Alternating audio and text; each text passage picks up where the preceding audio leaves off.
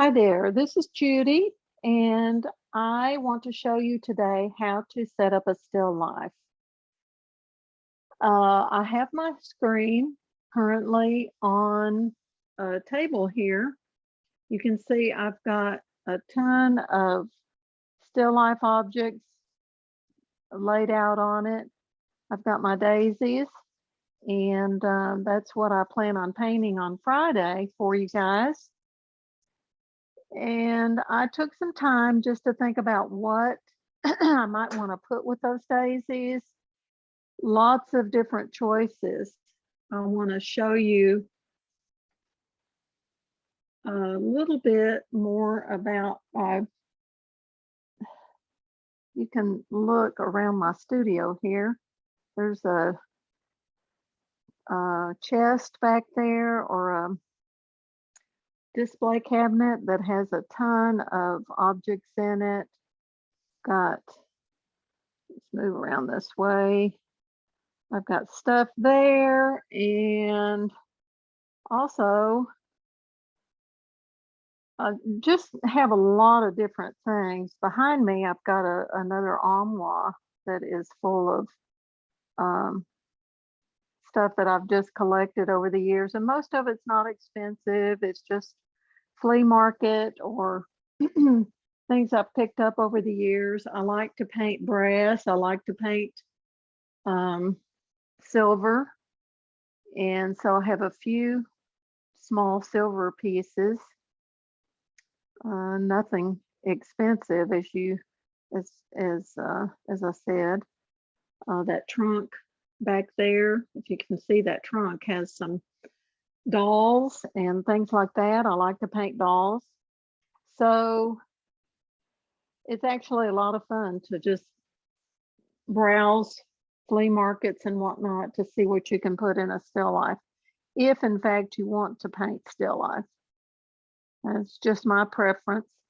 I'm going to switch over now to the other camera that I have up, my other webcam, and show you my shadow box. Now, I think I mentioned last class that my son built this for me.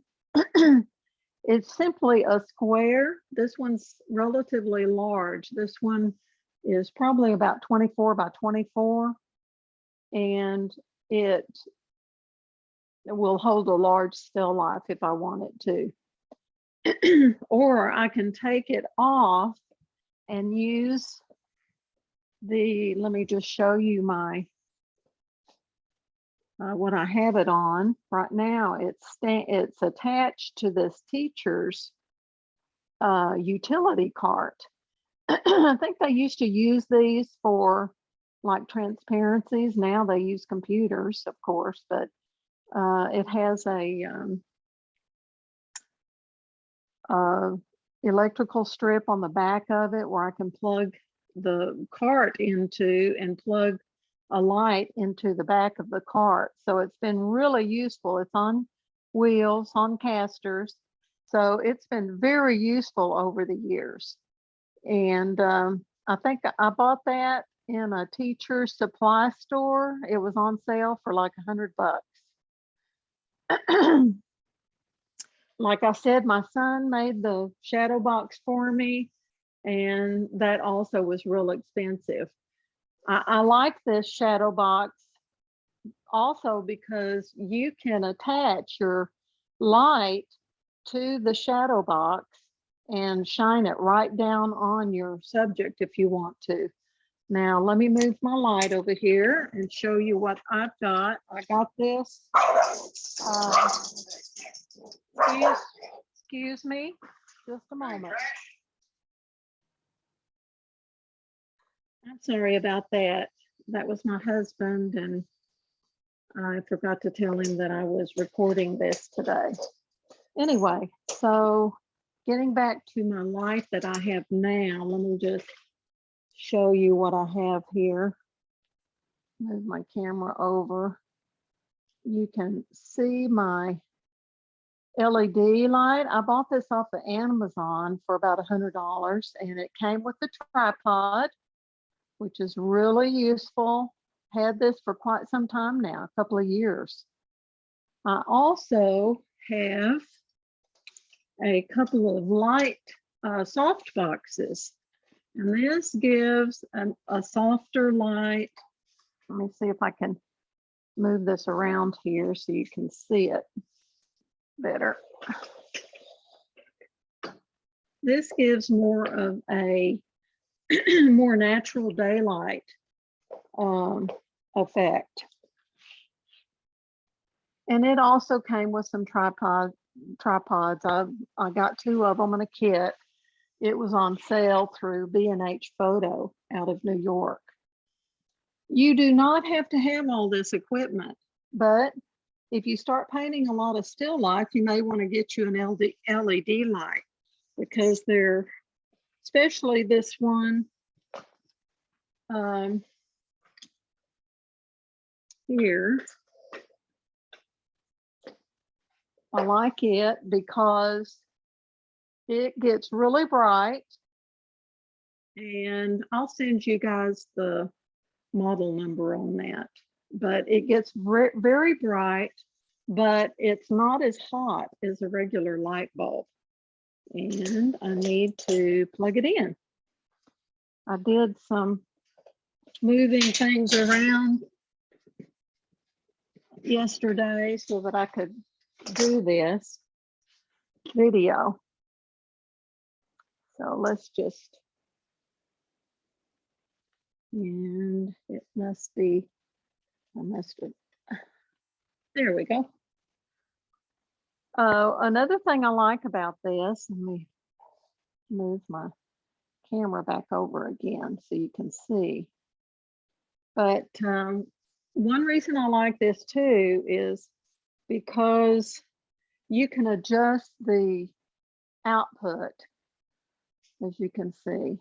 Now, right now I have overhead lights on in the studio, but you can see how that, I'm going to, pardon my walking through here, but I'm going to turn my overhead lights out so you can kind of see what I'm talking about. So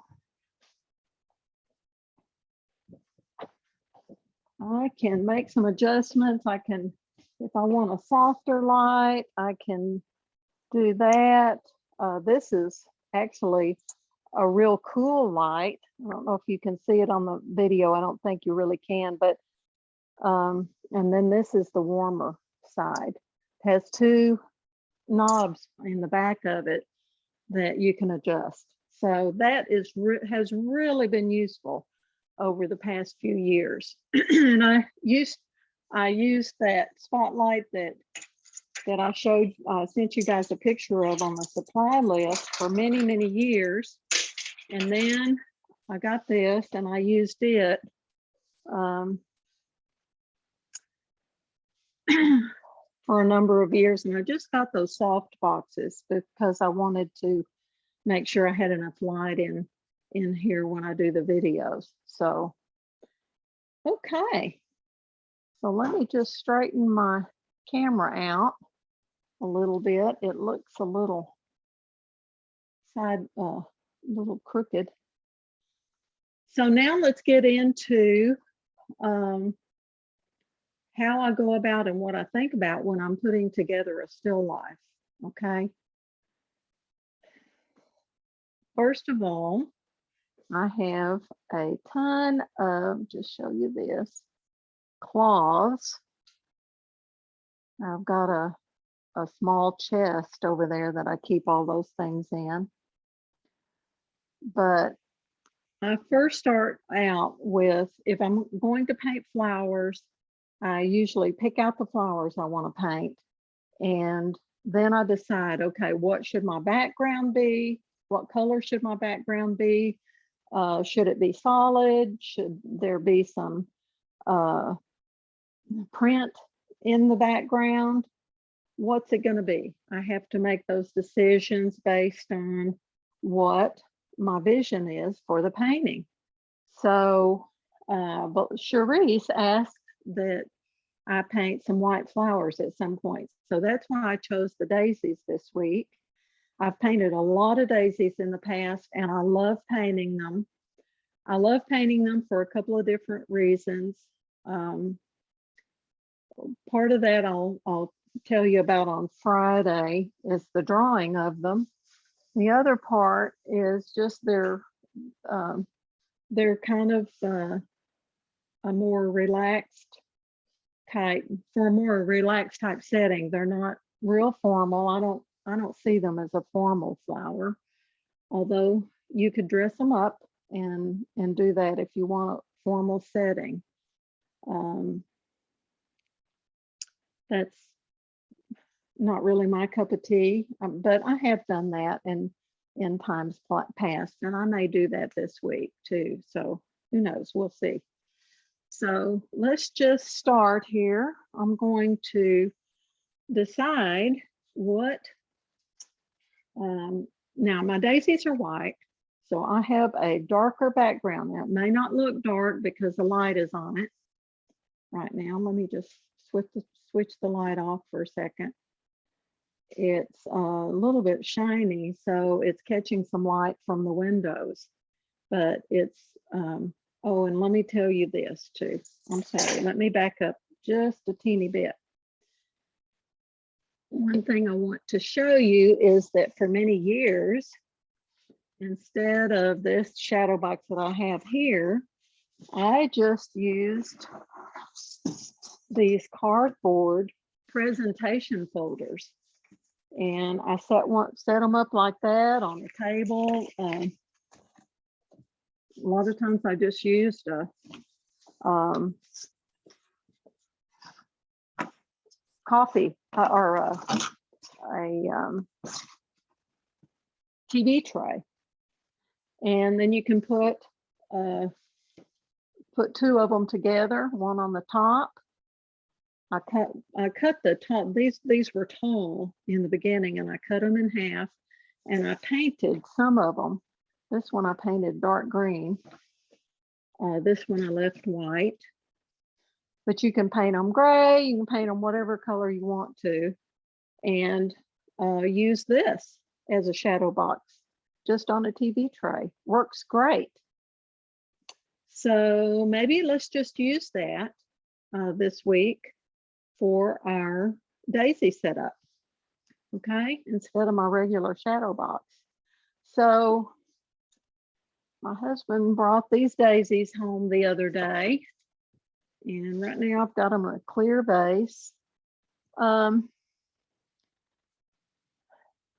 don't know that I want to paint them in that. I don't want to paint so many all together for the class. So what I'll probably do, let me move you back over, move the video back over to the other webcam. So what I think I'm going to do is just take a few of these out here, and let's a pair of scissors here. I like my pair of scissors because they've got brass and silver. So I put these in paintings a lot as well.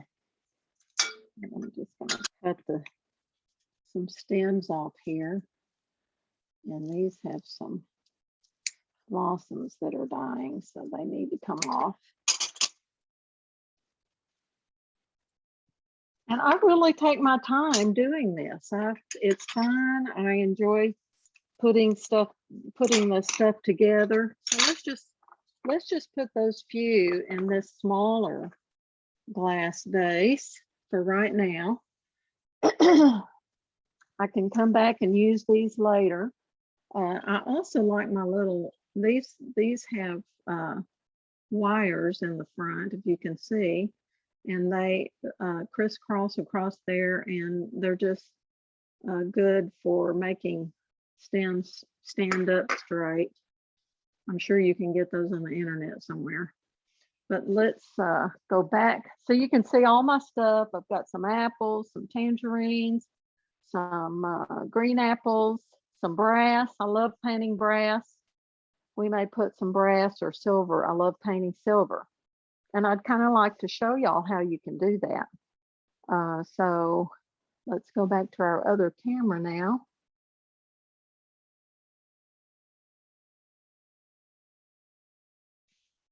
Okay. So if I'm going to paint these daisies, now I could keep a white background if I wanted to, because the white in the background is going to be a tad bit, I'm gonna have to figure out how to get my light over here. So I think what I'm gonna do is put this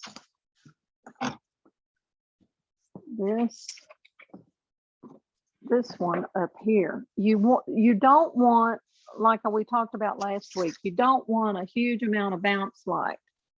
And I've got lots of windows in here. Oh, that makes a nice shadow across the back. You see that? So I could use that in my composition if I wanted to.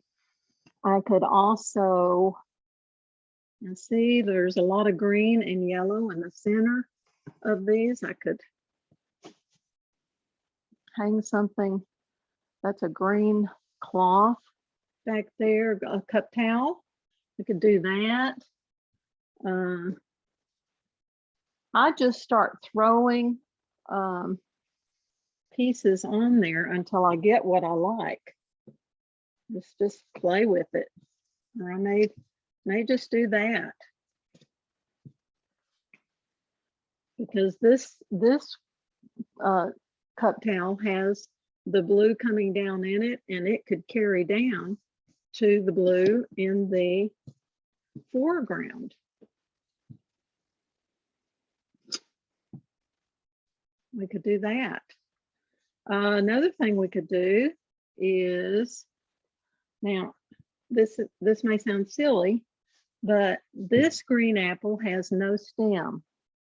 So he would get rejected. Sorry about that. But what if I put these green apples here, because it would carry the green up through the vase into the flowers and into the background. That might work. I am going to scoot this back. The webcam has a, oh, here, that's better. The webcam has a light adjustment on it, but sometimes it washes things out a little too much. That's better. Now I could do that. And remember our notan last week. This would create a design. The white in the background coming down into the flowers and down here into the vase where it's going to be catching some light. And also we're going to have a dark shape breaking the canvas, the pattern up through here, up off the canvas, all the way off. So we could do that. Actually, I kind of like that. That was easy. So I may go back to that, but I don't want to stop there. I like that, but I want to show you some other things. Okay, what if we just wanted to set up a still life? Let's take that blue cloth off and some of these.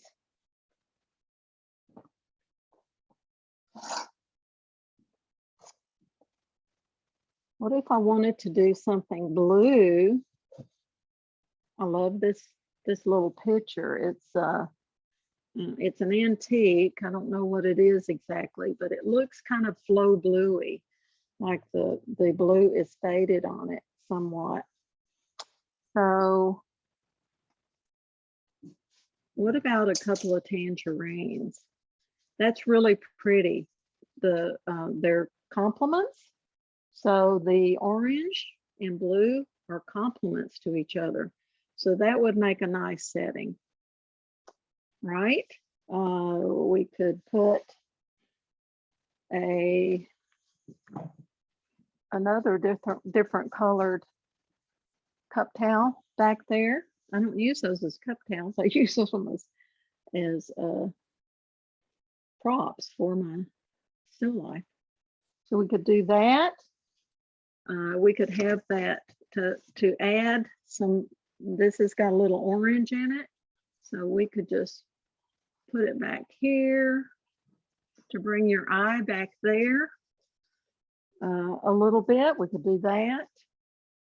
There are so many things you can do, and like I said, this is kind of a lot of fun doing this type of thing. Let me put this neutral background in here so that we have some color back there now. Ooh, I may leave that back in there when I do the daisies. I'm not sure yet. So that's nice. One thing I like to, okay, a couple of things. First of all, when you put your objects in the still life, you don't want to put any objects right next to each other. Let me move those back so you can see them. But this creates a tangent where they're kissing each other like that. What you want to do, usually, or a good rule of thumb, is overlapping. You'll see most professional artists will overlap their objects, and you'll have them on a different plane. So let me show you what I'm talking about there. I'm taking one of my brushes here and just showing you how that picture is set back some, and then this orange is set back some, and even that back orange and the picture are on a different plane. And if they're not, I would create one. So in other words, have the picture set back a little bit, then you put another object here overlapping. So there's 3 objects overlapping. So what do we think about when we're setting up a still life? We think about the color. We think about what we want to say. A lot of times I'll just go to the grocery store and I'll see something that I like and I think, oh, that would be nice to paint. Or I'll be in Home Goods or someplace like that and I'll think, oh, that might be something good to paint. And so you kind of have to go from there and just start throwing things together, see how it looks. If I had some daisies, say put my daisies in here, that would work. That's really pretty. And I could have a lead in, something leading my eye into the, let me move my camera down just a little bit so you can see what I'm talking about. Moving your eye into the subject. That's a good practice, a good thing to do is have something, a lead in. You might have,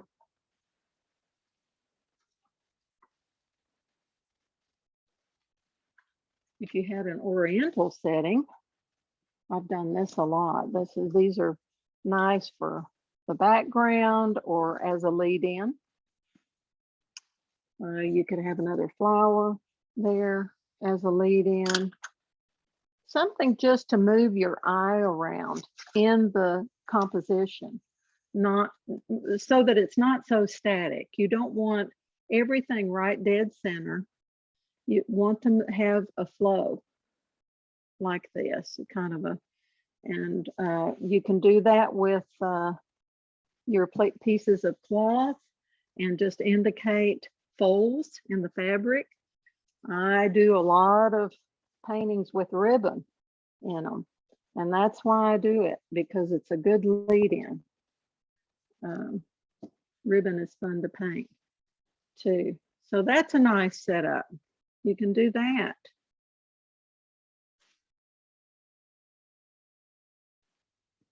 Another thing you could put with something like this is a piece of brass. Maybe back here in the background, just to add a little more interest.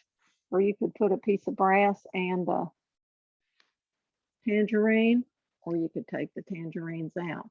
Again, blue and gold or orange, whatever you want to call it. You could make the gold leans more toward the yellow family maybe. So you could paint this with some violet-y tones in it, because violet and yellow are complements of each other. But the blue and the orange are as well. So what I usually do is, when I'm setting up a still life, is I start playing with it. This is nice because it not only carries the yellow down, but it also picks up a few of the gold specks that are in this picture. So that would be a nice setup. So now I don't know what I want to do. Maybe I'll do that so that you guys can see how to paint brass. So I also have a lot of these little birds, and if you put something like that in, you could have his beak pointing toward or looking around like that. Those are fun. It depends on if you want to do something more formal or if you want to do something more whimsical. I've painted that funny thing a lot, that bird, and people tend to like him. And we could also do some silver. That's pretty, but I think the gold goes better with this particular setup, don't you? What else? We could change it again and maybe put some taller daisies in this brass vase. And then what could we put with that? This little thing is more of, it has a lot of violet in it, so it would complement that brass. And I think I like the real dark blue better. But these are just some things I think about when I'm setting up a still life. I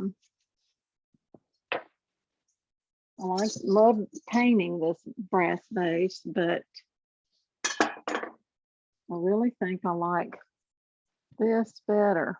Now, this is I have a armoire over there that has and this is the key to it, old-fashioned key, and that would be interesting to put in a painting. Your viewer would wonder what that key is to, and you maybe could explain it some other way with maybe an old photo of old black and white photo of past relatives or whatever, and tell a story that way. There are so many things you can do. You can I've put clocks in my pieces. I've put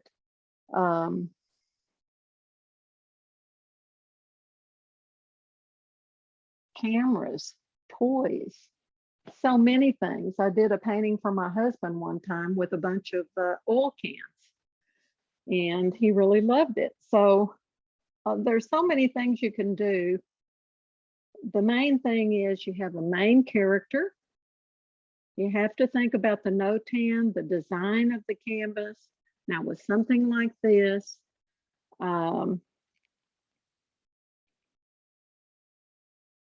We're going to have a big light area up here, of course, and I might even think about changing the foreground color so that all of this holds together. But I also could have some of this light coming up to where it almost touches some of that, those daisies coming up there like that. Oop, these are falling apart. I kind of like that, but I think I'd like something else as a lead in. What could we do? I've even seen a lot of artists use paintbrushes. That one's kind of long, but you get my drift. You kind of have to do whatever is pleasing to you. And I try to use a variety of objects, try to use variety as far as color, shape, size. So with something like this is round, this is a little round as well. So you might want to substitute this for something else. I've got some other small brass pieces over there, but see, now this has a spout, and so does this. So I probably would not want to use this. I don't think, I think this works better, even though these are similar shape. Yeah, I think they'd work together just fine. What else? So different sizes, different shapes. Make sure you get your objects large enough on your canvas so that they're not dead center. We talked about that in composition last week. And I hope this helps you set up your own still life at home. You also have to, one last thing, you have to decide again whether you want a really bright, the light is really bright on those daisies, looks really pretty, or do I want it looking more subdued? You know, with a softer light. Now, I don't know if you can see how that changes, but it's a lot softer. I tend to like the more contrasty. It's more contrast, so there's going to be more contrast down in your cast shadows, more contrast in your background, more contrast in your shadow planes. That's just me. I tend to like that.